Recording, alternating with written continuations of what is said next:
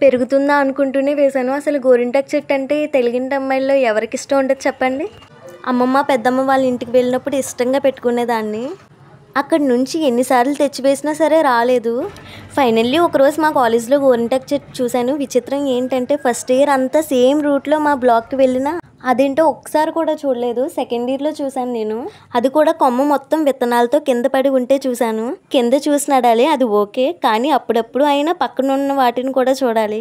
అయినా ఆ చెట్టుదే తప్పు, నాకు మిగతా చెట్లన్నీ కనిపించి ఇది కూడా ఆ చెట్ల దగ్గరే ఉండి కనిపించలేదు. దేనికైనా టైం రావాల్సిందంతే. వర్షం పడినప్పుడు కాబట్టి నేను చూసింది తడిగా ఉన్నాయి సీడ్స్. అప్పుడు అలా వదిలేసిన తర్వాత ప్రతిరోజు మర్చిపోవడమే. ఫ్రెండ్స్తో మాట్లాడుతూ వెళ్ళిపోయి క్లాస్లో కూర్చున్నాక గుర్తొచ్చేది. మర్చిపోవడం కూడా న్యాయమే అనుకోండి, ఎందుకంటే కాలేజ్లో రోజు ఎంతసేపు మాట్లాడినా సరే సరిపోదు. మళ్ళీ మార్నింగ్ బస్సు దిగగానే మాట్లాడాలనుకున్న మాటలన్నీ మాట్లాడేవాలి, లేకపోతే ఒళ్ళొచ్చేస్తుంది. లాస్ట్కి ఆ ప్లేస్ దాటేశాక గుర్తొచ్చింది.